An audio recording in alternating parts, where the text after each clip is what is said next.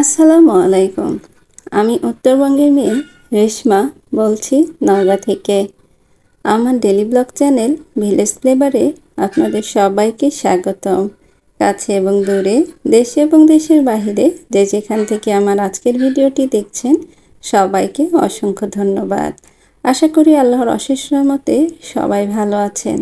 আমিও আলহামদুলিল্লাহ ভালো আছি।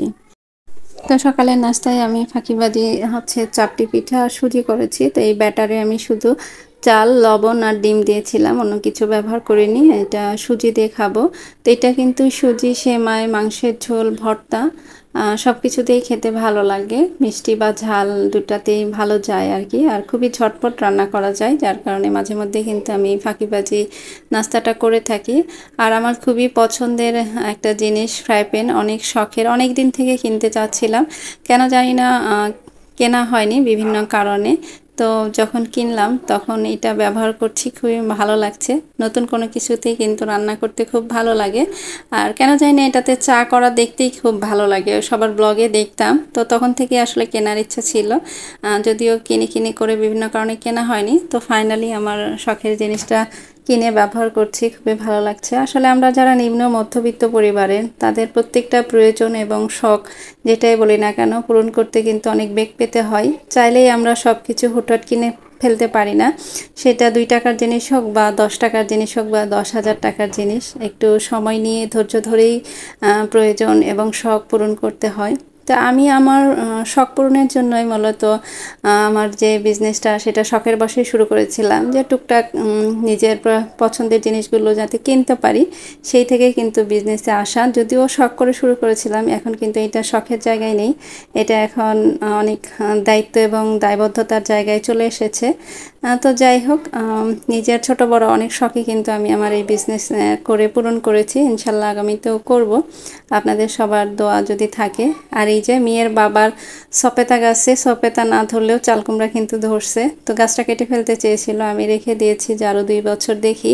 ফলের গাছ যেগুলো লাগানো হয়েছে, আম, সপেতা, মালটা বা বেদেনা, পেঁপে, সব ফলই মানে মোটামুটি খাওয়া হয়েছে, কিন্তু এই সপেতা গাছে 2 বছর ফুল আসছে, কিন্তু একটা সপেতাও আটকায় নাই, যার কারণে আপনাদের ভাইয়া কেটে ফেলতে চেয়েছিল।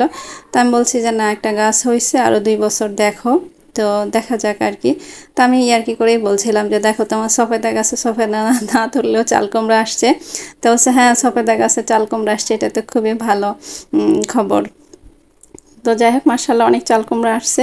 আর অনেকেই গাছ দেখে অনেকেই খেতে চায়। তো এবার যেহেতু 3-4টা একসাথে আজকে আর কি বড় হচ্ছে, তো এবার হয়তো 2-1জনকে দিয়ে খেতে পারবো। কেউ যদি কিছু খেতে চায় আর সেটা যদি আমি না দিতে পারি, খুব আফসোস হয়, অশান্তি কাজ করে। আর যখন সেটা দিই, অনেক তৃপ্তি কাজ করে আর কি। তো আমার ইউটিউবার আপুরাও অনেকেই অনেক কিছু চান, তো আসলে খুব কষ্ট লাগে যখন আপনাদের দিতে পারি না। তবে আল্লাহ যদি কখনো সুযোগ দেয় কারোর সাথে শেয়ার করার, তো আমি অবশ্যই শেয়ার করব, ইচ্ছাও আছে। তো দেখা যাক আল্লাহ আসলে কখন আমার এই মনের ইচ্ছা পূরণ করে। আর এটা যেহেতু শুক্রবারের ভিডিও ছিল, গত শুক্রবারের, তো মেয়ের আসলে শুক্রবার মানেই মনে হয় যে এটা সেটা খাবে। তো ও বলছিল যে ফ্রাইড রাইস খাবে, তো ফ্রাইড রাইস আর চিকেন ফ্রাই খেতে চেয়েছে। তো আমি ফ্রাইড রাইস আর চিকেন ফ্রাই করি, সাথে একটু চিলি চিকেন করি। আসলে ওইভাবে প্ল্যান করে কিছু রান্না করিনি, মেয়ে হুট করেই বলছিল। তো যার কারণে মেয়ের বাবা একটা ব্রয়লার মুরগি নিয়ে আসে। আসলে ও যখন এই টাইপের কিছু খেতে চায়, তখনই মূলত ব্রয়লার মুরগিটা কিনি, তাছাড়া এমনি খাওয়ার জন্য কখনো কেনা হয় না। ব্রয়লার মুরগি আসলে এমনি রান্না করে খেতে আমার কাছে ভালো লাগে না।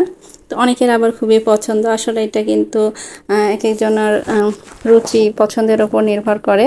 কিন্তু এই টাইপের খাবার আবার কিন্তু এই ব্রয়লার মুরগি ছাড়া হয় না, ভালো হয় না আর কি, ভালো লাগে না, যার কারণে এই ধরনের খাবার করার সময় এটা কিনা হয়। তো যাই হোক, আমি বাসায় যে ইনগ্রেডিয়েন্টস ছিল সেগুলোতে মোটামুটি মানে একদম ফাঁকিবাজি করে রান্না করেছি, ম্যানেজ করেছি আর কি। তবে ফ্রাইড রাইসটা খুবই ভালো হয়েছিল, একদম পারফেক্ট হয়েছিল, কালার, টেস্ট এবং ঝরঝরা সব দিক থেকেই মাশাআল্লাহ। বাকিগুলো হয়েছিল মোটামুটি, কিন্তু একদম 100-এ 100 দেওয়া যায় না, যেহেতু অনেক ইনগ্রেডিয়েন্টস মিসিং ছিল। তবে কাজ চলেছে আর কি, মেয়ে খুশি তাতে আমি খুশি। আর ভিডিওর এই পর্যায়ে আমার সেই পুরনো রিকোয়েস্টটাই করে নিচ্ছি, আমার ভিডিও এখন পর্যন্ত যারা দেখছেন একটি লাইক দিতে ভুলে গিয়েছেন, প্লিজ একটি লাইক দিয়ে পুরো ভিডিওটি কন্টিনিউ করবেন। আর যারা অলরেডি আমার চ্যানেলটি সাবস্ক্রাইব করে আমার ভিডিওতে লাইক কমেন্ট করে আমাকে সাপোর্ট করে যাচ্ছেন তাদেরকে অসংখ্য অসংখ্য ধন্যবাদ।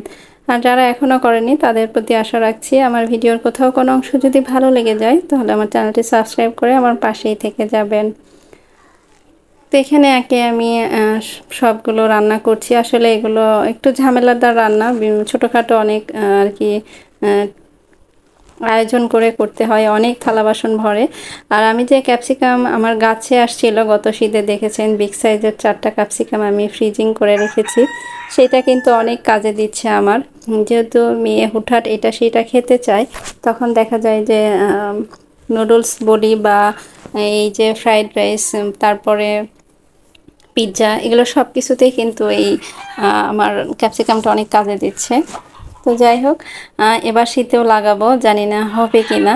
আর বম্বে মরিচ কি ফ্রিজিং করে রাখা যায় কি না, কেউ জানে থাকলে আমাকে কমেন্ট করবেন কিভাবে রাখলে ভালো থাকবে বা রাখা যায় কি না। এটা অভিজ্ঞ আপুরা যদি জানেন তাহলে আমার সাথে শেয়ার করবেন। আর আজকে আমার ভিডিওতে একটু বেশি নয়েজ আসতে পারে, আমার মুরগিদের চিল্লাচিল্লি, তো আশা করি স্কিপ করবেন। অনেকে অবশ্য পছন্দ করেন, যদিও আমি ইচ্ছাকৃতভাবে এটা রাখি না, কিন্তু ভয়েস দেওয়ার সময় দেখা যায় হুটহাট ওরা চিল্লানি মিছিল শুরু করে দেয়। তো কথা বলতে বলতে কিন্তু আমি রান্না করে নিচ্ছি, ওই রেসিপি আকার ওইভাবে শেয়ার করছি না, কারণ আমার প্রিয় আপুরা অনেক ভালো রান্না পারে। আমি জাস্ট কি করছি সারাদিন সেটাই শেয়ার করছি। তো গরম গরমই টেবিলে সার্ভ করে দিচ্ছি। মেয়ে আসলে যখন মেয়ের পছন্দের কিছু হয়, ও ছোট মানুষ, ওর তর্স হয় না কখন আর কি ও খাবে, সেই আশাতেই থাকে।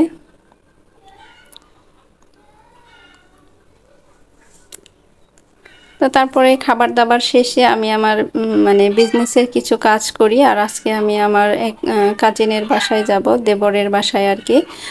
তো সেখানে আমার শাশুড়ি, খালা শাশুড়ি আসছে ওনাদের সাথে দেখা করার জন্য। তো ওনারা ডাক্তার দেখানোর জন্য আসছে, আর পরের দিন সকালেই চলে যাবে, যার কারণে আর আসেনি আমার এখানে। আমাদেরকে ফোন দিয়ে বলল যে দেখা করবে। আসলে এত কাছাকাছি আসছে, ছেলে নাতির সাথে দেখা করবে না, সেটা তো ভালো লাগবে না, যার কারণে আর কি ফোন দিয়ে বলল। তো পরে আমরা সন্ধ্যায় গিয়ে দেখা করে আসি, আর সেখানে আমরা রাতের খাবার খেয়ে আসি আর কি।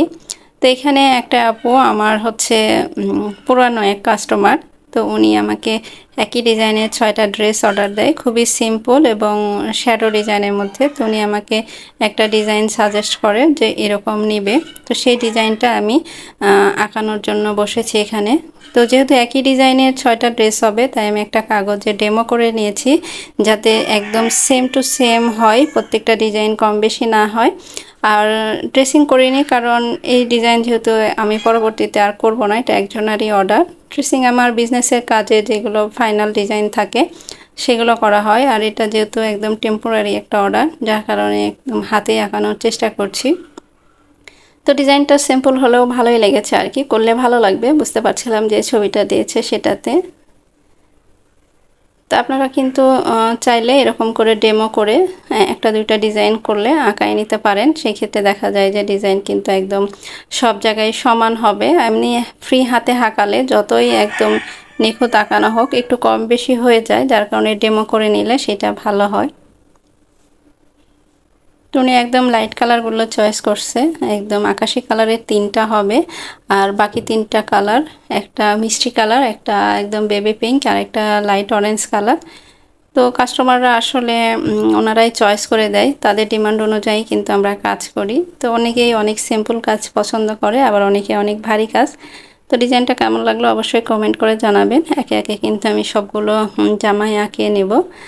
তো তারপরে এই যে চলে আসছি গেস্টের বাসায়। তো এখান থেকে আপনাদের কাছ থেকে বিদায় নিয়ে নিচ্ছি। সবাই ভালো থাকবেন, সুস্থ থাকবেন। নতুন আরেকটি ব্লগ ভিডিও নিয়ে আপনাদের সামনে হাজির হব। সে পর্যন্ত আল্লাহ হাফিজ, আসসালামু আলাইকুম।